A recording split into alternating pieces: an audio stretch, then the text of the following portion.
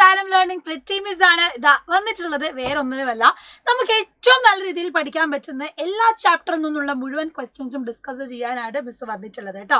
So വളരെയധികം expect ചെയ്യേണ്ട ഏറ്റവും പ്രധാനപ്പെട്ട, നമ്മൾ ഒരിക്കലും വിട്ടുപോകാൻ പാടില്ലാത്ത ചോദ്യങ്ങളാണ് നമ്മൾ ഈ വീഡിയോയിൽ ഡിസ്കസ് ചെയ്യുന്നത്. മാക്സിമം ഫ്രണ്ട്സിന് ഷെയർ ചെയ്ത് കൊടുക്കണം. നമുക്ക് 40-ൽ 40 തന്നെ ബയോളജി മേടിക്കേണ്ടതായിട്ടുണ്ട്. സോ ഓരോ മാർക്കും നമുക്ക് വിലപ്പെട്ടത് തന്നെയാണ്. സോ റെഡിയാണ്, സെറ്റ് ആണെങ്കിൽ ഇതാ നമ്മൾ ആരംഭിക്കാൻ പോവാണ് കേട്ടോ. ആദ്യത്തെ ക്വസ്റ്റ്യൻ എന്ന് പറയുന്നത് നിങ്ങൾക്കറിയാം, 1 മാർക്കിന്റെ ചോദ്യങ്ങളാണ്. 1 മാർക്കിന്റെ സെറ്റ് ഓഫ് ക്വസ്റ്റ്യൻ ആണ്. ഓരോ മാർക്കും വിലപ്പെട്ട എന്ന് പറയാനുള്ള കാര്യം നിങ്ങൾക്ക് അറിയാലോ. 1 മാർക്കിന് വരെ A+A ആവാം, A B+ ആവാം, അങ്ങനെ പോവാം. അതുകൊണ്ട് ഓരോ ചോദ്യം വായിച്ച് മനസ്സിലാക്കി തന്നെ വേണം നമ്മൾ എഴുതാനായിട്ട്.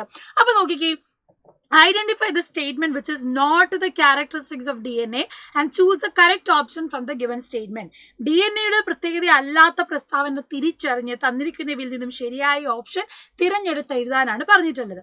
അപ്പൊ നോക്കിക്കേ, ഇവിടെ 2 strands are present, 2 ഇഴകളുണ്ട്. adenine, thymine, uracil, guanine ആണ് നൈട്രജൻ ബേസ്. ഷുഗർ എന്ന് പറയുന്ന അല്ലെങ്കിൽ പഞ്ചസാര എന്ന് പറയുന്നത് ഡിയോക്സി റൈബോസ് ആണെന്നും പറയുന്നു. അപ്പം DNA സ്റ്റേറ്റ്മെന്റ് അല്ലാത്തത് ഏതാ? ഇവിടെ രണ്ടാമത്തേത് അല്ലെ, 2 only ആണ്. കാരണം എന്തുകൊണ്ടാ? നമുക്കറിയാം അഡിനിൻ, തൈമിൻ, യുറാസിൽ എന്ന് പറയുന്നത് RNAയുടെ നൈട്രജൻ ബേസ് ആണ്. നമ്മുടെ ഇവിടെ വരുന്നത് ഏതാ? അഡിനിൻ, തൈമിൻ, ഗ്വാനിൻ, സൈറ്റോസിൻ ആണ്. അത് മറന്നു പോകരുത്. DNA RNA തമ്മിലുള്ള വ്യത്യാസം മനസ്സിലാക്കി പഠിക്കണം. സ്ട്രക്ചർ കണ്ടാൽ തിരിച്ചറിയാൻ പഠിക്കണം. 2 സ്റ്റാൻഡ് ഉള്ളതാണ് DNA, 1 ഇഴയുള്ളത് അല്ലെങ്കിൽ 1 സ്റ്റാൻഡ് ഉള്ളത് RNA ആണ്. യുറാസിൽ ആണ് അതിൽ തൈമിന് പകരം നൈട്രജൻ ബേസ് ആയിട്ട് വരുന്നത്. ഇനി identify the correct sequence of sound transmission in the year. കാതിൽ ശബ്ദം സഞ്ചരിക്കുന്ന ശരിയായ ക്രമം തിരഞ്ഞെടുത്ത് എഴുതാനാണ്. എപ്പോഴും നിങ്ങൾ ഓർത്തോളൂ, പുറമേ നിന്ന് വരുന്നത് നമ്മുടെ ചെവിയാണ് അല്ലെ, ഓഡിറ്ററി കനാൽ എന്ന് പറയുന്ന ഈ പിന്നെ കഴിഞ്ഞ് പിന്നെ സൗണ്ട് വേവ്സ് നേരെ എങ്ങോട്ടാ പോകുന്നത്? ഓഡിറ്ററി കനാലിലേക്കാണ്, കർണനാളത്തിലേക്കാണ്. അവിടെ നിന്നാണ് നമ്മുടെ ടിംബാനം കർണപടത്തിലേക്ക് വരുന്നത്. അവിടെ നിന്ന് നേരെ നമ്മുടെ മിഡിൽ ഇയറിൽ മധ്യഭാഗത്തായിട്ട് നമുക്ക് എന്ത് കാണാം? ഈ റോസിക്കൽസ് കാണാം, അസ്ഥി ശൃംഖല. അതിൽ നിന്ന് പിന്നെ എങ്ങോട്ടേക്കാണ് പോകുന്നത്? നമ്മുടെ ഓവൽ വിൻഡോ വഴി പിന്നെ കോക്ലിയയിൽ, ഓർഗൻ ഓഫ് കോർട്ടയിൽ ചെന്നിട്ട് രോമകോശങ്ങൾ ഉദ്ദീപിക്കപ്പെട്ടിട്ടാണ് ഇമ്പൾസ് ഉണ്ടാവുന്നതും ഓഡിറ്ററി നെർവ് വഴി, നമ്മുടെ ശ്രവണ നാഡി വഴി അത് നമ്മുടെ ബ്രെയിനിലേക്ക് എത്തുന്നത് അല്ലെ, സെറിബ്രത്തിലേക്ക് എത്തുന്നത്. അപ്പൊ നോക്കിക്കേ, ഇവിടെ കറക്റ്റ് ഓർഡർ ചെയ്താ വരിക. ടിംബാനം കഴിഞ്ഞിട്ടാണെങ്കിൽ ഈ റോസിക്കൽസ് വരണം. ഈ റോസിക്കൽസ് കഴിഞ്ഞ് ഓവൽ വിൻഡോ, പിന്നെ കോക്ലിയ. സോ ഓപ്ഷൻ ബി ആണ് എന്ത് നമ്മുടെ കറക്റ്റ് ആയിട്ടുള്ള ആൻസർ എന്ന് പറയുന്നത്. സോ ഇതുപോലെ കണ്ണിന്റെയും ചെവിയുടെയും മൂക്കിന്റെയും ടേസ്റ്റ്, നാവിന്റെയും ഒക്കെ എന്ത് ചെയ്യും? ഫ്ലോ ചാർട്ട് ചോദിക്കാം. അതുകൊണ്ട് ഓർഡർ പഠിച്ചു വെക്കാം. മാച്ച് കോളം 1 with കോളം 2 എന്നാണ് പറഞ്ഞിട്ടുള്ളത്. ചൂസ് ദ കറക്റ്റ് ഓപ്ഷൻ ആണ്. അപ്പൊ നോക്കിയേ, കോളം 1, 2 യോജിപ്പിക്കാനാണ് പറഞ്ഞിട്ടുള്ളത്. പ്ലാന്റ് ഹോർമോണിൽ ഓക്സിൻ എന്ന് പറയുന്നത് എന്തിനെ ഹെൽപ്പ് ചെയ്യുന്നതാണെന്നാണ് ചോദ്യം. ഓക്സിൻ എന്തിനു വേണ്ടിയിട്ടാണ്? നമ്മുടെ സെൽ ഇലോങ്ങേഷൻ ആണ്. എത്തിലിൻ ഫ്രൂട്ട് റൈപ്പണിംഗ് ആണ്. Cytokinin delaying the age of leaves അല്ലെ. അപ്പൊ ഇവിടെ കറക്റ്റ് ഓപ്ഷൻ എന്ന് പറയുന്നത് ഏതാ വരിക? 3, 3, 2, 1. യെസ്, ഓപ്ഷൻ എ ആണ് കറക്റ്റ് ഓപ്ഷൻ ആയിട്ട് വരുന്നത്. ഓപ്ഷൻ എ ആണ്. അടുത്തത്, which cells form the myelin sheath. Myelin sheath നിർമ്മിക്കപ്പെട്ടിരിക്കുന്ന കോശങ്ങൾ ഏതാണ് എന്നാണ്. നമുക്കറിയാം, നമ്മുടെ ന്യൂറോണിന്റെ സ്ട്രക്ചർ വരയ്ക്കുമ്പോൾ ന്യൂറോണിന്റെ സ്ട്രക്ചർ വരയ്ക്കും. ഇതാണ് ആക്സോൺ എങ്കിൽ ആ ആക്സോണ് ചുറ്റുമാണ് നമുക്ക് എന്ത് കാണാൻ സാധിക്കുന്നത്? മൈലിൻ ഷീത്ത് കാണാൻ സാധിക്കുന്നത്. ഈ മൈലിൻ ഷീത്ത് ഉണ്ടാക്കുന്ന കോശങ്ങൾ ഏതാണ്? ഒളിഗോഡെൻഡ്രോസൈറ്റ്, മൈക്രോഗ്ലിയർ, ആസ്ട്രോസൈറ്റ്, ഷ്വാൻ സെൽ എന്ന് പറഞ്ഞിട്ടുണ്ട്. ബ്രെയിനിലും സ്പൈനൽ കോഡിലും ഉള്ള ന്യൂറോണുകളുടെ ചുറ്റുമുള്ളത് ഏതാണെന്നും അതുപോലെ തന്നെ നമ്മുടെ ശരീരത്തിൽ ചുറ്റും, ഇപ്പം ബ്രെയിന് സ്പൈനൽ കോഡ് ആണെങ്കിൽ അതിന് ചുറ്റും ഏതാണ്? ഒളിഗോഡെൻഡ്രോസൈറ്റ് ആണ് കോശങ്ങൾ ഉള്ളത്. ബാക്കിയുള്ള നെർവ് സെല്ലിലൊക്കെ ന്യൂറോണിന്റെ ആക്സോണിന് ചുറ്റും കാണുന്നത് ഷ്വാൻ സെൽസ് ആണ്. അങ്ങനെയാണെങ്കിൽ ഈ ക്വസ്റ്റിന്റെ ആൻസർ ഏതാ വരിക? നല്ലോണം ഒന്ന് ആലോചിച്ചിട്ട് പറഞ്ഞേ. ഈ ക്വസ്റ്റിന്റെ ആൻസർ നിങ്ങൾ ഈ വീഡിയോയുടെ താഴെ കമന്റ് ബോക്സിൽ കമന്റ് ചെയ്യണം. ഇനി അടുത്തത് 2 മാർക്കിന്റെ ചോദ്യങ്ങളിലേക്കാണ് പോകുന്നത്. Electrical impulses are essential for communication between different parts of the body. ശരീരത്തിന്റെ വിവിധ ഭാഗങ്ങൾ തമ്മിലുള്ള ആശയവിനിമയത്തിന് വൈദ്യുത ആഘാതങ്ങൾ ആവശ്യമാണ്. ശരിയല്ലേ? ഇലക്ട്രിക്കൽ ഇമ്പൾസ് അല്ലേ നമ്മുടെ നെർവ്സിലൂടെ, ന്യൂറോണിലൂടെ പോകുന്നത്. അപ്പോൾ വാട്ട് ഈസ് റിസപ്റ്റർ? റിസപ്റ്റർ എന്താണ്? Explain how receptor initiate and impulse when stimulus is received. ഒരു ഉത്തേജനം ലഭിക്കുമ്പോൾ റിസപ്റ്ററുടെ ആവേഗം എങ്ങനെ ആരംഭിക്കുന്നു എന്ന് വിശദീകരിക്കുക എന്നാണ് പറഞ്ഞിട്ടുള്ളത്. അപ്പൊ റിസപ്റ്റർ എന്ന് പറഞ്ഞാൽ എന്താ? Specialised cell or nerve എൻറ്റിംഗ് that detect A stimulus ആണ്. ഒരു റിസപ്റ്റർ എന്നത് ഒരു ഉത്തേജനത്തെ കണ്ടെത്തുന്ന പ്രത്യേക കോശം അല്ലെങ്കിൽ നാഡിയുടെ അഗ്രഭാഗമാണെന്ന് നമുക്ക് പറയാൻ പറ്റും. അപ്പം നിങ്ങൾ ആലോചിക്കുന്നത് നമ്മുടെ സ്കിൻ ഏതാണെങ്കിൽ സ്കിന്നിൽ റിസപ്റ്റർ സെല്ലുണ്ട്. അപ്പോൾ ചൂടോ അല്ലെങ്കിൽ ഒരു തണുപ്പോ അല്ലെങ്കിൽ ഒരു പെയിനോ അറിയുമ്പോൾ ആ ഇമ്പൾസ് അല്ലെങ്കിൽ ആ സ്റ്റിമുലസിനെ സ്വീകരിക്കുന്ന സെല്ലാണ്, സ്പെഷ്യലൈസ്ഡ് സെല്ലാണ് എന്ത് റിസപ്റ്റർ സെല്ലും, റിസപ്റ്റർ കോശം. ആ റിസപ്റ്റർ അപ്പം എന്ത് ചെയ്യും, അവിടെ സ്റ്റിമുലേറ്റ് ചെയ്യപ്പെടും. അങ്ങനെയാണ് ഇമ്പൾസ് ഉണ്ടായി അത് നെർവ്സിലൂടെ പോകുന്നത്. സോ അതാണ് എന്ത് റിസപ്റ്റർ. ആൻഡ് ഇവിടെ ചോദിക്കുന്നുണ്ട് എങ്ങനെയാണ് ഈ ഉത്തേജനം സാധ്യമാവുന്നത്. ആദ്യം റിസപ്റ്റർ എന്ത് ചെയ്യുന്നുണ്ട്, ഒരു റിസപ്റ്റർ പൊട്ടൻഷ്യൽ ഉണ്ടാക്കുന്നു. റിസപ്റ്ററിൽ ആ ഒരു സ്റ്റിമുലസ് വന്നു കഴിയുമ്പോൾ ഉണ്ടാകുന്ന പൊട്ടൻഷ്യൽ റിസപ്റ്റർ പൊട്ടൻഷ്യലാണ്. അത് നമ്മുടെ ഇമ്പൾസിലെ, അതായത് ഈ ഇമ്പൾസ് ഉണ്ടാക്കി ന്യൂറോണിലേക്ക് കിടക്കുമ്പോൾ എന്താകുന്നു, ആക്ഷൻ പൊട്ടൻഷ്യൽ ആകുന്നു. ആക്ഷൻ പൊട്ടൻഷ്യലിൽ നിന്ന് എന്ത് ചെയ്യുന്നു, impulse begins in sensory neuron. Sensory ന്യൂറോണിൽ ഇമ്പൾസ് ഉണ്ടാവുകയാണ് ചെയ്യുന്നത്. സോ ഇത് ഓർത്ത് വെക്കണം. റിസപ്റ്റർ പൊട്ടൻഷ്യലും ആക്ഷൻ പൊട്ടൻഷ്യലിന്റെയും ഡയഗ്രാം മറന്നു പോകരുത് കേട്ടോ. ആ ഡയഗ്രാം തന്നിട്ട് നിങ്ങളോട് ചോദ്യം ചോദിക്കാൻ ചാൻസ് ഉള്ളതാണ് ആക്ഷൻ പൊട്ടൻഷ്യൽ, റിസപ്റ്റർ പൊട്ടൻഷ്യൽ. ഇനി cross between plant with red flower and plant with white flower conducted. Miss പറഞ്ഞിരുന്നു ക്രോസിൽ നിന്ന്, നിങ്ങൾക്ക് ക്രോസ് നമ്മൾ ഓൾറെഡി വരച്ച് പഠിച്ചു കഴിഞ്ഞതാണ്. ഇപ്പം mono hybrid cross, dihybrid cross ഇവിടെ തന്നിട്ടുണ്ട്. Red flowers and plant with white flowers conducted Gregor Mendel is illustrated. Mono hybrid cross easy ആയിട്ട് നിങ്ങൾക്ക് ക്രോസ് ചെയ്യാം. റെഡ് ഫ്ലവർ തന്നിട്ടുണ്ട് capital R and capital R, white flower small R. F1 എന്താ വരിക, capital ആറും small ആറും കൂടെ ചേരുമ്പോൾ നമുക്ക് കിട്ടുന്നത് റെഡ് ഫ്ലവേഴ്സ് ആണ്, ചുവന്ന പൂക്കളാണ്. ചുവന്ന പൂക്കളുള്ള ചെടി കിട്ടും. അപ്പൊ നമുക്ക് F1 കിട്ടി. ഇനിയോ F1ഉം വെളുത്ത പൂക്കൾ ഉൽപ്പാദിപ്പിക്കുന്ന മാതൃസസ്യവും തമ്മിലുള്ള വർഗസങ്കരണം ചിത്രീകരിക്കുക എന്നുള്ളതാണ്. ഈ പറഞ്ഞിട്ടുള്ള F1ഉം അതിൻ്റെ കൂടെ തന്നെ മാതൃസസ്യം, വെളുത്ത പൂക്കൾ ഉൽപ്പാദിക്കുന്ന മാതൃസസ്യം എന്ന് പറയുമ്പോൾ എന്താ, അത് സ്മോൾ ആർ ആണ്. അപ്പം നമുക്ക് നോക്കാം, ഇവിടെ capital R small R cross ചെയ്യുന്നത് ഈ സ്മോൾ ആറും ആയിട്ടാണ്. അപ്പം നമുക്ക് ക്യാപിറ്റൽ ആർ സ്മോൾ ആറും കിട്ടും, സ്മോൾ ആറും കിട്ടും അല്ലേ. ഇവിടെ ചുവന്ന പൂക്കളുള്ള ചെടികളും കിട്ടും, അതുപോലെ വെളുത്ത പൂക്കളുള്ള ചെടിയും കിട്ടും. ബട്ട് ചുവന്ന പൂക്കളുള്ള ജീനോടൈപ്പ് എന്ന് പറയുന്നത് എന്താണ്, ക്യാപിറ്റൽ ആർ സ്മോൾ ആർ ആണ് വരുന്നത്. ഇങ്ങനെയാണ് എന്താ അവിടെ ഓഫ് സ്പ്രിങ് വരുന്നത് കേട്ടോ. അപ്പം ഇത് ക്ലിയർ ആയിട്ട് നിങ്ങൾ ഓർത്ത് വെക്കണം, ക്യാപിറ്റൽ ആർ സ്മോൾ ആർ ആണ് വരുന്നത്. ഈ ക്രോസ് മറന്നു പോവില്ലല്ലോ. ഇനി നമ്മൾ അടുത്ത ക്വസ്റ്റ്യനിലേക്ക് പോവാണ്. When a tall plant producing round seed was crossed with a dwarf plant producing wrinkled seed. Mono hybrid cross തന്ന ഒരു ഓർ ഓപ്ഷൻ ആയിട്ട് ചിലപ്പോൾ ഡൈഹൈബ്രിഡ് ക്രോസും തരാം. നിങ്ങൾക്ക് ഏറ്റവും എളുപ്പമായിട്ട് എഴുതാൻ പറ്റുന്ന ഏതാണോ അത് എഴുതിയാൽ മതി. ഇനി ഇവിടെ നോക്കിയാൽ tall plant producing round seed crossed with dwarf plant producing wrinkled seed ആണ്. Genotype of first generation obtained was capital T small T capital R small R. ഇപ്പം F1ഉം കിട്ടി. ഒരു ക്രോസ് കറക്റ്റ് ഡീറ്റെയിൽ നമുക്ക് തന്നിട്ടുണ്ട്. അപ്പോൾ ഉരുണ്ട വിത്ത് ഉൽപ്പാദിപ്പിക്കുന്ന ചെടിയെ ഉയരം കുറഞ്ഞ ചുളുങ്ങിയ വിത്ത് ഉൽപ്പാദിപ്പിക്കുന്ന ചെടിയുമായിട്ട് വർഗ്ഗസംകരണം നടത്തിയപ്പോൾ ലഭിച്ച ഒന്നാം തലമുറയുടെ ജീനോടൈപ്പ് ആണ് എന്ത് തന്നിട്ടുള്ളത്, capital T small T capital R small R. അങ്ങനെയാണെങ്കിൽ ഇവിടെ നോക്കാം, which gametes are likely to produce when this plant is self pollinated. ഇവരുമായിട്ട് ഈ capital T small T capital R ഇതിനോട് തന്നെ സെൽഫ് പോളിനേറ്റ് ചെയ്യുമ്പോൾ എന്താണ് അവിടെ കിട്ടുന്ന ഗമേറ്റുകൾ എന്നാ ചോദ്യം. ബീജകോശങ്ങളാണ് ചോദിച്ചത്. അപ്പൊ ബീജകോശങ്ങൾ എന്ന് ചോദിക്കുമ്പോൾ നിങ്ങൾ ഇവിടെ ശ്രദ്ധിക്കണം, എന്താ വരുന്നത്, capital T small T capital R small R ഇതായിരുന്നു, ക്യാപിറ്റൽ ആർ സ്മോൾ ആർ ഇതായിരുന്നു. അപ്പൊ ഇവിടെ ഗമേറ്റ് ഉണ്ടാക്കണമെങ്കിൽ ഇവരെ രണ്ടുപേരെയും തമ്മിൽ ക്രോസ് ചെയ്യുക, ഇവരെ രണ്ടുപേരെയും തമ്മിൽ ക്രോസ് ചെയ്യുക, ഇവരെ രണ്ടുപേരെയും തമ്മിൽ ക്രോസ് ചെയ്യുക, ഇവരെ രണ്ടുപേരെയും തമ്മിൽ. ഇതായിരിക്കും അവിടെ കിട്ടുന്ന ഗമീറ്റ്സ് അല്ലെങ്കിൽ ബീജകോശങ്ങൾ എന്ന് പറയുന്നത്. കണ്ടോ? അപ്പൊ ഗമീറ്റ്സ് ഉണ്ടാക്കാൻ, ബീജകോശങ്ങൾ ഉണ്ടാക്കാൻ എന്ത് ചെയ്യണം, ആ പാരന്റിന്റെ ആ ഒരു തമ്മിലുള്ള ലെറ്റേഴ്സ് തമ്മിൽ ക്രോസ് ചെയ്ത ഗമേറ്റ്സ് കിട്ടും. ഇനി ചോദ്യം മറ്റേതെന്താ, phenotypes appear in second generation that are different from parent organism. മാതൃസസ്യങ്ങളിൽ നിന്നും വ്യത്യസ്തമായിട്ടുള്ള ഓഫ് സ്പ്രിങ്ങുകൾ ഏതൊക്കെയാണ് എന്നാണ്, ടോള് റൗണ്ടും അതുപോലെ തന്നെ ഡ്വാഫ് റിങ്കിൾഡ് ആയിരുന്നു. അപ്പോൾ മാതൃസസ്യങ്ങളിൽ വ്യത്യാസമായിട്ട് വരുന്നത് ഏതാ, ടോൾ റിങ്കിൾഡും ഡ്വാഫ് റൗണ്ടും. ഉയരം കൂടിയ ചുളുങ്ങിയ വിത്തുള്ളതും ഉയരം കുറഞ്ഞിട്ട് ഉരുണ്ട വിത്തുള്ളതുമാണ് വരുന്നത്. സോ പ്രോപ്പറായിട്ട് എന്ത് ചെയ്യുക, ഇത് ക്ലിയർ ആയിട്ട് തന്നെ പഠിക്കാം. ഇനി explain the role of following hormones in the process shown in the illustration, gibberellin and cytokinin. ജിബെറിലിന്റെയും സൈറ്റോകൈനിന്റെയും റോൾ എന്താണെന്നാണ്.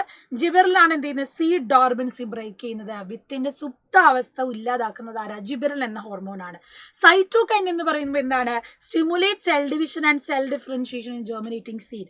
ഇവിടെ മുളയ്ക്കുന്ന വിത്തുകളിൽ കോശവിഭജനത്തെ വൈവിധ്യവൽക്കരണത്തെ ഉത്തേജിപ്പിക്കും. അപ്പം ആ ഒരു സീഡ് ഓർമൻസ് ബ്രേക്ക് ചെയ്ത് മുളയ്ക്കാൻ സഹായിക്കുന്ന ജിബെറലിനാണെങ്കിൽ അത് കഴിഞ്ഞ് സെല്ല് ഇലോങ്ങേഷൻ, സെല്ലിന്റെ ഗ്രോത്തിനൊക്കെ ഹെൽപ്പ് ചെയ്യുന്നത് ആരാണ്? സൈറ്റോകൈനിനാണ്. സോ ഓരോ ഹോർമോണിന്റെ ഫംഗ്ഷൻ കറക്റ്റായിട്ട് തന്നെ പഠിക്കണം. അങ്ങനെയാണെങ്കിൽ ഓക്സിന്റെ ഫംഗ്ഷൻ എന്താണ്, ഓക്സിന്റെ ധർമ്മം എന്താണെന്നുള്ളത് അതും കൂടി എന്ത് ചെയ്യുക? കമന്റ് ബോക്സിൽ ഒന്ന് കമന്റ് ചെയ്യാൻ മറക്കല്ലേ. ഇനി analyse the situation. Child shows excessive thirst, frequent urination and fatigue. എന്താ? ഒരു കുട്ടിക്ക് ഭയങ്കര ദാഹം, ഇടയ്ക്കിടെ മൂത്രം വയ്ക്കാൻ തോന്നുന്നു, ക്ഷീണം തോന്നുന്നു. ഈ ഒരു രോഗാവസ്ഥ ഏതാണെന്ന് എഴുതുക. Write the role of glucagon in glucose regulation. Glucose നിയന്ത്രിക്കുന്നതിൽ ഗ്ലൂക്കഗോണിന്റെ റോൾ എന്താണെന്നാണ്. അപ്പൊ അമിതമായ ദാഹവും ഈ യൂറിനേഷൻ ഫ്രീക്വന്റ് ആയിട്ട് വരുന്നത് എന്ന് പറയുന്നത് എന്താണ്? ഡയബറ്റിസ് മെലിറ്റസ് രോഗമാണ് കേട്ടോ. പ്രമേഹത്തിന്റെ എന്താണ് സിംറ്റംസ് അല്ലെങ്കിൽ ലക്ഷണമാണ് പറയുന്നത്. രണ്ടാമതായിട്ട് ഗ്ലൂക്കോഗോൺ എന്താ ചെയ്യുന്നത്? ഇൻക്രീസ് ദ ബ്ലഡ് ഷുഗർ ലെവലാണ്. അപ്പൊ ഒരു കാര്യം ഓർത്തോളാം, ഗ്ലൂക്കോസ് കുറഞ്ഞു പോയാൽ അതിനെ കൂട്ടുന്നത് ആരാ? അത് നമ്മുടെ ഗ്ലൂക്കഗോൺ എന്ന ഹോർമോണാണ്, ഗ്ലൂക്കഗോണാണ്. അതേസമയം കൂടിപ്പോയാൽ അതിനെ കുറയ്ക്കുന്നതോ? അത് ഇൻസുലിനുമാണ്. അങ്ങനെ ഇൻസുലിനും ഗ്ലൂക്കഗോണും കൂടെ ചേർന്നിട്ടാണ് എന്ത് ചെയ്യുന്നത്? നമ്മുടെ രക്തത്തിലെ ഗ്ലൂക്കോസിന്റെ അളവ് ക്രമീകരിക്കുന്നത് കേട്ടോ. ഇനി answer the question by analysing the given statement. തന്നിരിക്കുന്ന പ്രസ്താവന വിശകലനം ചെയ്ത് ചോദ്യങ്ങൾക്ക് ഉത്തരം എഴുതുക. DNA fingerprinting is a technology used to identify individual by analysing the arrangement of nucleotide. ന്യൂക്ലിയോടൈഡുകൾ ക്രമീകരണം വിശകലനം ചെയ്ത് വ്യക്തികളെ തിരിച്ചറിയാൻ ഉപയോഗിക്കുന്ന സാങ്കേതിക വിദ്യയാണ് DNA ഫിംഗർ പ്രിന്റിംഗ്. നമ്മുടെ 6ാമത്തെ ചാപ്റ്റർ ബയോളജി ആൻഡ് ടെക്നോളജി എന്നുള്ള ചോദ്യമാണ്. How can individuals be identified using DNA fingerprinting technology? Right, other uses of this technology. ഇപ്പം DNA ഫിംഗർ പ്രിന്റിങ് ശരിക്കും എന്തിനൊക്കെയാണ് നമ്മൾ യൂസ് ചെയ്യുന്നത്? പ്രധാനമായിട്ടും നമ്മുടെ കയ്യിലെ ഫിംഗർ പ്രിന്റ് പോലെ തന്നെ DNA ഫിംഗർ പ്രിന്റ് ഡിഫറെൻ്റ് ആണ്. മിസ്സിൻ്റെ DNA പോലെ ആയിരിക്കില്ല നിങ്ങളുടെ DNA. അതുപോലെ തന്നെ നമ്മുടെ അച്ഛൻ്റെ DNA അല്ല അമ്മയുടെ DNA പോലെ ആവണമെന്നില്ല നമ്മുടേത്. പക്ഷേ സിമിലാരിറ്റി കൂടുതലുണ്ടാകും അപ്പൻ്റെയും അമ്മയുടെയും അതുപോലെ തന്നെ നമ്മുടെ സിബ്ലിങ്സിന്. അപ്പോൾ ഓരോ ഇൻഡിവിജ്വലുടെയും DNA പ്രിന്റിങ് ഡിഫറൻസ് ഉണ്ട്. So the sequence of nucleotides in each person vary. This peculiarity help to identify individual. ഓരോ വ്യക്തികൾക്കും വ്യത്യസ്തമായിട്ടാണ് എന്തുള്ളത്? DNA ന്യൂക്ലിയോടൈഡുകളുടെ അടുക്കുള്ളത്. അതുകൊണ്ട് തന്നെ നമുക്ക് ഓരോ വ്യക്തിനെ എന്ത് ചെയ്യാം? DNA വെച്ച് തിരിച്ചറിയാനായിട്ട് സാധിക്കും. സോ അതിന് എന്തുമാത്രം ശ്രദ്ധിച്ചാൽ മതി? DNA ന്യൂക്ലിയോടൈഡിന്റെ ഓർഡർ, ആ സീക്വൻസിന്റെ വ്യത്യാസമാണ് നമ്മൾ മനസ്സിലാക്കേണ്ടത്. അങ്ങനെയാണെങ്കിൽ എന്തിനൊക്കെ ഉപയോഗിക്കാം DNA ഫിംഗർ പ്രിന്റിംഗ്? കൾപ്രിൻസിനെ കണ്ടെത്താൻ, കുറ്റവാളികളെ തിരിച്ചറിയാൻ, അതുപോലെ തന്നെ ഐഡന്റിഫൈ ജെനറ്റിക് ഡിസോർഡേഴ്സ്, നമുക്ക് ജനിതക വൈകല്യങ്ങൾ തിരിച്ചറിയാൻ സഹായിക്കുന്നു. Determine biological relationship between parents and offspring, മാതാപിതാക്കളും കുട്ടികളും തമ്മിലുള്ള ജൈവിക ബന്ധം നിർണ്ണയിക്കാൻ സഹായിക്കുന്നു. അണ്ടർസ്റ്റാൻഡ് ലീനേജ് ബൈ ഐഡന്റിഫൈങ് ഫോസിലുകൾ തിരിച്ചറിഞ്ഞ് വംശപരമ്പര മനസ്സിലാക്കാൻ സഹായിക്കുന്നു. Identify victims of accident disasters, അപകട ദുരിതങ്ങളെ പറ്റി തിരിച്ചറിയാൻ, നമുക്ക് വഴിയോരത്ത് നിന്നൊക്കെ ഒരാളെ കിട്ടിയാൽ തിരിച്ചറിയാൻ ഹെൽപ്പ് ചെയ്യുന്ന ഒന്നാണിത്. DNA ഫിംഗർ പ്രിന്റിംഗ് വെച്ച് നമുക്ക് കണ്ടുപിടിക്കാൻ പറ്റും. Then to track endangered species, വംശനാശ ഭീഷണി നേരിടുന്ന ജീവജാലങ്ങളെ തിരിച്ചറിയാനും DNA ഫിംഗർ പ്രിന്റിംഗ് നമുക്ക് സഹായിക്കുന്നതാണ്. സോ ഇത് എക്സ്പെക്റ്റഡ് ആയിട്ടുള്ളൊരു ക്വസ്റ്റ്യൻ ആണ്. ഫിംഗർ പ്രിന്റിംഗ് മറന്നു പോകരുത് കേട്ടോ. ഇതുപോലെ തന്നെ ഇമ്പോർട്ടൻ്റ് ആണ് CRISPR ടെക്നോളജി, അതും ചോദ്യം വരാറുള്ളതാണ്. അടുത്ത നോക്കിക്കേ, observe the illustration of reflex action of pupil. What change occur in pupil's eyes in dim light? Explain the action of radial circular muscle during this change. നമുക്കറിയാം ഭയങ്കര ബ്രൈറ്റ് ലൈറ്റ്, തീവ്ര വെളിച്ചം വരുമ്പോൾ നമ്മൾ കണ്ണിങ്ങനെ അടയ്ക്കും അല്ലേ. ഇനി നമ്മൾ വെളിച്ചം ഒന്നിൽ ഇരുട്ടത്താകുമ്പോൾ നമുക്ക് നല്ലോണം തുറന്നു പിടിക്കാനും പറ്റും. അപ്പോൾ ഈ ഒരു ഡിഫറൻസിന് കാരണം ആരാ? നമ്മുടെ പ്യൂപ്പിളിനെ വലുതും ചെറുതുമാക്കുന്നത് നമ്മുടെ ഐറിസിലുള്ള 2 പേശികളാണ്, സർക്കുലർ മസിൽസും റേഡിയൽ മസിൽസും അല്ലേ. അതായത് വലയ പേശികളും ഉണ്ട്, റേഡിയൽ പേശികളും ഉണ്ട്. അപ്പോൾ ഇവിടെ മങ്ങിയ വെളിച്ചത്തിൽ കൃഷ്ണ വെളിച്ചത്തിൽ എന്താ സംഭവിക്കുന്നത്? പ്യൂപ്പിളിന്റെ സൈസ് കൂടും, പ്യൂപ്പിൾ ഡയലേറ്റ് ചെയ്യുകയാണ് ചെയ്യുന്നത്. അവിടെ എന്താ സംഭവിക്കുക? Radial muscles contract, circular muscles relax. Pupil വികസിക്കുമ്പോൾ വലിപ്പം വർദ്ധിക്കുന്നു. ആ റേഡിയൽ പേശികൾ ചുരുങ്ങുകയും, റേഡിയൽ പേശികളാണ് ചുരുങ്ങിയും വൃത്താകൃതിയിലുള്ള പേശികൾ, വലയ പേശികൾ എന്ത് ചെയ്യുന്നു? അവിടെ വലുതാവുകയും ചെയ്യുന്നത്. സോ ഓരോ സമയത്തുള്ള ചേഞ്ച് ഒന്ന് പഠിച്ചു വെക്കണം. അടുത്തത്, cochlea is a part of inner ear shown in the illustration. Observe it and answer the question. Which fluid fill the upper and lower chamber? Write the name of part labeled X. What is its importance of hearing? മുകളിലത്തെയും താഴത്തെയും അറയിൽ കാണുന്നത് ഏതാണെന്നാണ്? അത് നമ്മുടെ പെരിലിംഫാണ്. പെരിലിംഫാണ് മുകളിലത്തെയും താഴത്തെ അറയിൽ കാണുന്നത്. ഇടയിലുള്ള അറയിലാണ് കാണുന്നത്, middle ചേംബറിലാണ് ആരെ കാണുക, എൻഡോലിംഫിനെ കാണുക. ഇനി എക്സ് എന്ന് പറഞ്ഞ ആളാരാ, നമ്മുടെ ഓർഗൻ ഓഫ് കോർട്ടി ആണ്. ഓർഗൻ ഓഫ് കോർട്ടി എന്താ ചെയ്യുന്നത്, നമ്മുടെ ചെവിന്റെ ഉൾഭാഗം അല്ലെങ്കിൽ ആന്തരകർണം ഇന്നർ ഇയർ വൈബ്രേറ്റ് ചെയ്യുമ്പോൾ ഈ ഫ്ലൂയിഡ് വൈബ്രേറ്റ് ചെയ്യും. അതുകൂടാതെ ഓർഗൻ ഓഫ് കോർട്ടിലുള്ള എയർ സെൽസ് അല്ലെങ്കിൽ രോമകോശങ്ങളും എന്ത് ചെയ്യും, കമ്പനം ചെയ്ത് അവർ സ്റ്റിമുലേറ്റഡ് ആയി ഇമ്പൾസ് ഉണ്ടാക്കിയാണ് നമുക്ക് സെൻസ് ഓഫ് ഹിയറിംഗ്, കേൾവി സാധ്യമാക്കി തരുന്നത്. സോ ഈ ഒരു പോയിന്റ് ഓർഗൻ ഓഫ് കോർട്ടി നിങ്ങൾ മനസ്സിലാക്കി വെക്കണം. Identify P side of the stem showing more elongation, explain the mechanism cause bending. More elongation കാണിക്കുന്ന സൈഡ് അല്ലേ, മോർ ഇലോങ്ങേഷൻ പി എന്ന് പറയുന്ന സൈഡാണ് ഇലോങ്ങേറ്റ് ചെയ്ത് ഇങ്ങോട്ടേക്ക് പോകുന്നത്. Explain the mechanism cause bending, right down one agriculture use of synthetic auxin എന്നാണ്. P എന്ന് പറയുന്ന ഭാഗം എന്താണ്, ഇവിടെ നിങ്ങൾക്ക് കാണാം ഷെയ്ഡഡ് സൈഡ് ഓഫ് സ്റ്റെം അല്ല, പി എന്ന് പറയുന്നത് ഇതാ, ഈ ഒരു സൺലൈറ്റ് കിട്ടുന്ന ബ്രൈറ്റ് സൈഡ് ആണ്, bright side of the stem ആണ് പി എന്ന് പറയുന്നത്. ബ്രൈറ്റ് സൈഡ്, തീവ്ര പ്രകാശം എത്തുന്ന ഭാഗം. ഓക്കെ, അതാണ് പി എന്ന് പറയുന്നത്. ഇപ്പൊ ഇവിടെ ക്യൂ ആണെന്ത് shaded side of the stem എന്ന് പറയുന്നത്. ഇനി വളയുന്നതിന് കാരണമാവുന്ന സംവിധാനം ആരാ, ഓക്സിൻ ആണ്. ഓക്സിൻ ഹോർമോൺ ആണ് നമ്മുടെ ഈ പറയുന്ന വളയാനുള്ള കാരണം സൺലൈറ്റിനനുസരിച്ച് എന്ത് ചെയ്യും, ഈ ഒരു ഭാഗത്ത് ഓക്സിജന്റെ ഡെപ്പോസിഷൻ കൂടുകയും ഇത് ബെൻഡ് ആകുകയും സൺലൈറ്റിനനുസരിച്ച് സ്റ്റെമ്മ് വളരുകയും ചെയ്യുന്നു. സിന്തറ്റിക് ഓക്സിനുകളുടെ ഒരു കാർഷിക ഉപയോഗം എന്താണെന്നാണ് ചോദ്യം. കാർഷിക ഉപയോഗം എന്ന് പറയുന്നത് എന്താണ്, യൂസ്ഡ് ഇൻ റൂട്ടിംഗ് ഹോർമോൺ അല്ലെ, വീഡിസൈഡ് ആയിട്ട് യൂസ് ചെയ്യുന്നു, വേര് ഊന്നാൻ വേണ്ടിയിട്ട് ഉപയോഗിക്കുന്ന ഹോർമോൺ ആയിട്ട് നമ്മൾ യൂസ് ചെയ്യുന്നതാണ്. 3 മാർക്കിന്റെ ചോദ്യത്തിലേക്ക് പോകാം. Analyse the given statement and answer the question. Variation leads to species. വ്യതിയാനങ്ങളാണ് സ്പീഷീസിലേക്ക് നയിക്കുന്നത് എന്നാണ് പറയുന്നത്. അപ്പൊ നോക്കിയാൽ വാട്ട് ഈസ് സ്പീഷിയേഷൻ, എന്താണ് speciation, what are the causes of variation, അതിനുള്ള എന്താണ് കാരണങ്ങൾ എന്താണ്, how does variation leads to speciation, variation എങ്ങനെയാണ്, വ്യതിയാനങ്ങൾ എങ്ങനെയാണ് സ്പീഷീസിലേക്ക് നയിക്കുന്നത് എന്നാണ്. എന്താ മക്കളെ സ്പീസിയേഷൻ എന്ന് പറഞ്ഞാൽ, process in which new species arise from a common ancestor.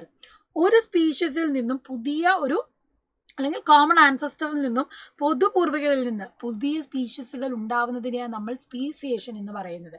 രണ്ടാമതായിട്ടോ അതിനെ ഹെൽപ്പ് ചെയ്യുന്ന ഇക്കോളജിക്കൽ ഫാക്ടേഴ്സ്, പലതരത്തിലുള്ള ഫാക്ടറുകളുണ്ട്. Ecological factors, mutations, crossing over, genetic recombinations, natural selection, ഇതൊക്കെ എന്താണ് പുതിയ സ്പീഷീസ് ഉണ്ടാവാൻ കാരണമാവുന്ന ഫാക്ടേഴ്സ് ആണ്. ഇനി favorable variation passed on to next generation, more variation accumulate over time leading to the evolution of species. അതായത് അനുകൂല വ്യതിയാനങ്ങൾ ഇങ്ങനെ അടിഞ്ഞടിഞ്ഞു കൂടും. ഓരോ തലമുറ കഴിഞ്ഞ് നൂറ്റാണ്ടുകൾ കഴിയുമ്പം ഈ വന്നിട്ടില്ല അനുകൂല വ്യതിയാനങ്ങൾ വരും തലമുറകളിലേക്ക് കൈമാറുന്നു. കൂടുതൽ വ്യതിയാനങ്ങൾ തലമുറകളായി കുമിഞ്ഞുകൂടി പുതിയ ജീവിവർഗമായി മാറുന്നു. ഇതിങ്ങനെ കുമിഞ്ഞുകൂടി എന്ത് ചെയ്യുന്നു, പുതിയ തലമുറ ഉണ്ടായി വരികയാണ് ചെയ്യുന്നത്. അതാണ് സ്പീസിയേഷൻ വേരിയേഷൻ തമ്മിലുള്ള ബന്ധമെന്ന് മനസ്സിലാക്കി വെക്കാം. Observe the following illustration of a communicable disease transmitted by mosquitoes and answer the question. ഇവിടെ നിങ്ങൾക്ക് കാണാം കൊതുക് പരത്തുന്ന മലേറിയ അല്ലെ, മലമ്പനിയാണ്. ഇന്റർമിറ്റന്റ് ഫീവർ, ചിൽസ്, ഷിവറിംഗ്, വിറയലോടുകൂടിയ പനി, ഛർദി, തലവേദന, ഇതൊക്കെയാണ് ഇതിന്റെ സിംറ്റംസ് ആയിട്ട് വരുന്നത്. Since disease is spread by mosquito, precaution should be mosquito control. ഇതിന് പ്രിവെൻഷൻ ആയിട്ട് കൊതുക് ജന്യ രോഗങ്ങളായതുകൊണ്ട് തന്നെ നമ്മൾ എന്ത് ചെയ്യണം, കൊതുക് പരത്തുന്നത് തടയാനുള്ള മാർഗങ്ങൾ സ്വീകരിക്കുക എന്നുള്ളതാണ് പ്രിക്കോഷനായിട്ട്, പ്രതിവിധിയായിട്ട് നമ്മൾ പറയുന്നത്. ഇനി ഈ ഒരു ഡിസീസ് കണ്ടാൽ നിങ്ങൾക്ക് അറിയാം എന്താണ്, അമിതമായി രക്തം ഒഴുകുന്നു അല്ലെ, ചെറിയ മുറിവിൽ നിന്ന് പോലും എക്സസീവ് ബ്ലീഡിങ് ഉണ്ടാകുന്നതാണ് നമ്മുടെ രോഗം. ഹീമോഫീലിയ ആണ്, ഒരു ഹെറിഡിറ്ററി ഡിസീസ് അല്ലെങ്കിൽ പാരമ്പര്യ രോഗമാണ്. ഈ രോഗത്തിന് ചികിത്സയ്ക്കുള്ള ഏതെങ്കിലും ഒരു മാർഗം നിർദ്ദേശിക്കുകയാണ്. നമുക്ക് ചികിത്സയ്ക്കായിട്ട് എന്താ ചെയ്യാൻ പറ്റുന്നത്, ജീൻ തെറാപ്പി അല്ലെങ്കിൽ പ്രോട്ടീൻ തെറാപ്പിയാണ്. ഇനി ഇതുപോലെ തന്നെ മറ്റൊരു ഡിസീസ് ചോദിച്ചാൽ സിക്കിൾ സെൽ അനീമിയാണ്. ഹെറിഡിറ്ററി ഡിസീസ് അല്ലെങ്കിൽ പാരമ്പര്യ രോഗത്തിന് മറ്റൊരു ഉദാഹരണം എന്ന് ചോദിച്ചാൽ ഏതാണ്, സിക്കിൾ സെൽ അനീമിയ, അരിവാൾ രോഗം. Different layer of cells in the retina are given indicators. Layer of photoreceptor, bipolar cell layer, ganglion cell layer. ഇതൊന്ന് ശ്രദ്ധിച്ചു വെച്ചോ, ചോദിക്കാൻ ചാൻസ് ഉണ്ട്. നമ്മുടെ റെറ്റിനയുടെ പാളികളാണ് തന്നിട്ടുള്ളത്. പ്രകാശഗ്രാഹികളുള്ള ഫോട്ടോറിസെപ്റ്റേഴ്സ് ഉള്ള പാളിയുണ്ട്, ബൈപോളാർ കോശപാളിയുണ്ട്, ഗാംഗ്ലിയോൺ പാളിയുണ്ട്. അപ്പോൾ ഓരോന്നിനും ഫംഗ്ഷൻ എന്താണെന്നാണ് എഴുതണ്ടേ. ഫോട്ടോ റിസെപ്റ്ററിൽ നമുക്ക് എന്ത് കാണാം, റോഡ് സെൽസ്, കോൺ സെൽസ് കാണാം. അവരാണ് എന്ത് ചെയ്യുന്നത്, recognise the object in dim light, shades of black and white. Cone cell provide vision in intense light. Rod cell നമുക്ക് മങ്ങിയ വെളിച്ചത്തിൽ കാഴ്ച സാധ്യമാക്കുന്നു. കോൺ സെല്ലോ നമുക്ക് വർണ്ണ കാഴ്ചയും അതുപോലെ തന്നെ ബ്രൈറ്റ് ലൈറ്റിലുള്ള കാഴ്ചയും സാധ്യമാക്കുന്നു. ആൻഡ് ഇതെന്താ ചെയ്യുന്നത്, ഈ transmit impulse from photo receptors to ganglion cell. ഈ പറയുന്ന ഫോട്ടോ റിസപ്റ്റർ സെല്ലിൽ നിന്ന് വരുന്ന ഇമ്പൾസിനെ ഗാംഗ്ലിയോണിലേക്ക് കൊണ്ടെത്തിക്കുന്ന ആളാണ് ബൈപോളാർ ലെയർ എന്ന് പറയുന്നത്. ഗാംഗ്ലിയോൺ എന്താ ചെയ്യുന്നത്? Transmit impulse from bipolar cell to optic nerve. അപ്പം ആ ബൈപോളാർ സെല്ലിൽ നിന്നും ഈ പറയുന്ന നമ്മുടെ ഒപ്റ്റിക് നെർവ് നേത്രനാടിയിലേക്ക് ഇമ്പൾസിനെ കൊണ്ടുപോകുന്ന ആളാണ് ആര്? നമ്മുടെ ഗാംഗ്ലിയോൺ കോശവാളി അല്ലെങ്കിൽ ഗാംഗ്ലിയോൺ ലെയർ എന്ന് പറയുന്നത്. സോ ഓരോ ലെയറിൻ്റെയും ഫംഗ്ഷൻ ടെക്സ്റ്റിൽ കൃത്യമായി തന്നിട്ടുള്ളതാണ്, പഠിച്ചിട്ട് പോകണം. Okay, analyze the illustration, answer the question. Name the process. How does this process bring about changes in genetic makeup of organism? Write the name of enzyme used in the process P and Q. കാണാൻ കഴിയുന്നുണ്ടല്ലോ, ഒരു DNA എടുക്കുന്നു, അതിൻ്റെ ഒരു കഷ്ടം fragment എടുക്കുന്നു, ഇവിടെ നമ്മൾ എന്ത് ചെയ്യുന്നു, ഒരു വെക്ടർ എടുക്കുന്നു, അതിലേക്ക് ഇതിനെ ജോയിൻ ചെയ്യുന്നു. സിമ്പിൾ ആണ്. ഏതാണ്? Recombinant DNA. നിങ്ങൾ പ്ലസ് 1 പ്ലസ് 2ലേക്ക് ചെല്ലുമ്പോൾ പഠിക്കാനുള്ള ടോപ്പിക്കാണ്. Recombinant DNA ടെക്നോളജിയാണ്. ഇവിടെ എന്താ സംഭവിക്കുന്നത്? ജീനുകളെ കൂട്ടിച്ചേർക്കുന്നു അല്ലേ, അതിന് ആൾട്ടർനേഷൻ കൊണ്ടുവരുവാണ്. പി എന്ന് പറയുന്നത് ലിഗേസ് ആണ്, ഒട്ടിച്ച് ചേർക്കുന്ന ജീനുകളെ ഒട്ടിച്ച് ചേർക്കുന്ന എൻസൈം ലിഗേസ് ആണ്. മുറിക്കുന്ന എൻസൈം റെസ്ട്രിക്ഷൻ എൻഡോന്യൂക്ലിയസ് ആണ്. അപ്പം കട്ട് ചെയ്യാൻ യൂസ് ചെയ്യുന്നത് റെസ്ട്രിക്ഷൻ എൻഡോന്യൂക്ലിയസും, ഗ്ലൂ ചെയ്യാൻ ഒട്ടിച്ച് ചേർക്കാൻ യൂസ് ചെയ്യുന്നത് ഏതാണ്? ലിഗേസ് എന്ന് പറയുന്ന എൻസൈമുമാണ്. അടുത്തത് redraw the diagram and answer the question. ഈ ഒരു ഡയഗ്രാം പ്രതീക്ഷിച്ചോട്ടോ, ഈ ഒരു ഡയഗ്രാം വരാൻ ചാൻസ് ഉള്ളതാണ്. PQR ആണ്, റീഡ്രോ ചെയ്യണം. പി എന്ന് പറയുന്നത് എന്താ മക്കളെ? ഡെൻഡ്രോൺ ആണ്. പി എന്ന് പറയുന്നത് ഡെൻഡ്രോൺ ആണ്. ക്യൂ എന്ന് പറയുന്നത് ആക്സോണൈറ്റ് ആണ്.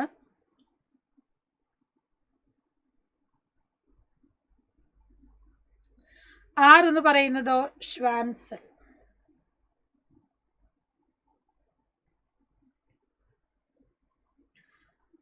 ഓക്കെ, നമ്മളെല്ലാം ലേബൽ ചെയ്തു. ആറെന്ന ഭാഗത്തിന്റെ ധർമ്മം എഴുതാനാണ് പറഞ്ഞിട്ടുള്ളത്.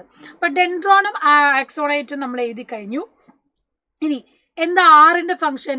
ആർ എന്ന് പറഞ്ഞാൽ മൈലിൻ ഷീത്തില് ഷ്വാൻ സെല്ല് കൊണ്ട് ഉണ്ടാക്കിയ മൈലിൻ ഷീത്താണ്. അപ്പൊ ഈ പറയുന്ന സ്പീഡ് ഓഫ് ട്രാൻസ്മിഷൻ, ഈ ആക്സോണിലൂടെ പോകുന്ന ഇമ്പൾസിന്റെ സ്പീഡ് കൂട്ടാൻ സഹായിക്കുന്നു, നറിഷ്മെന്റ് കൊടുക്കുന്നു, എക്സ്റ്റേണൽ ഇഞ്ചുറീസ് ബാഹ്യ ശബ്ദങ്ങളിൽ നിന്ന് സംരക്ഷിക്കുന്നു. ഇതൊക്കെ ചെയ്യുന്നത് ആരാണ്? നമ്മുടെ മൈലിൻ ഷീത്താണ്. ഷ്വാൻ സെല്ല് കൊണ്ട് ഉണ്ടാക്കിയ മൈലിൻ ഷീത്താണ്. ഷ്വാൻ സെല്ല് കൊണ്ടാണ് എന്തുണ്ടാക്കുന്നത്? മൈലിൻ ഷീത്ത് ഉണ്ടാക്കുന്നത് കേട്ടോ.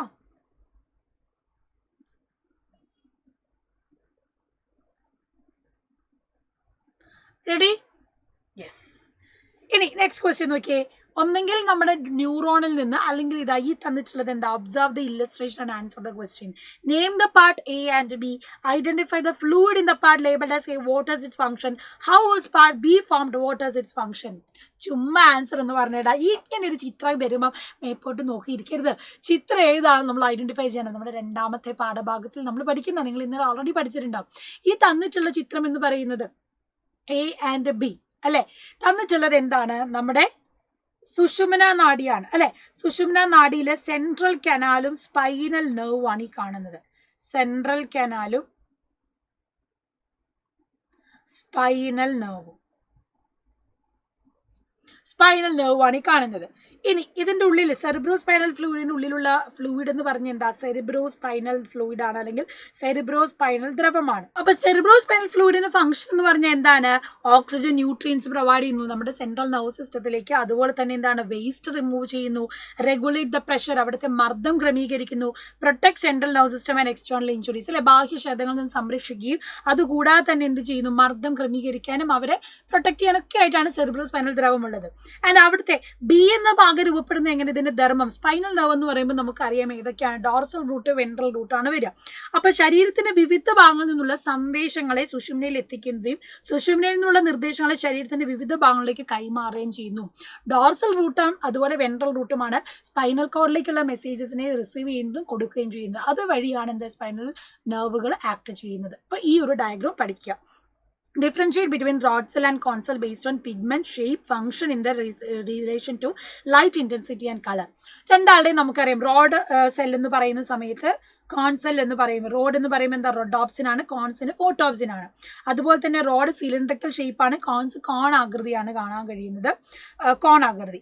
ഫംഗ്ഷൻ റോഡ് സെൽ ഡിം ലൈറ്റിലാണ്, മങ്ങിയ വെളിച്ചത്തിലാണെങ്കിൽ cone cell help in bright and colour vision ഇല്ലേ. ബ്രൈറ്റ് ലൈറ്റിൽ തീവ്ര പ്രകാശത്തിലും അതുപോലെ വർണ്ണക്കാഴ്ച സാധ്യമാക്കുന്നതും ആരാണ്?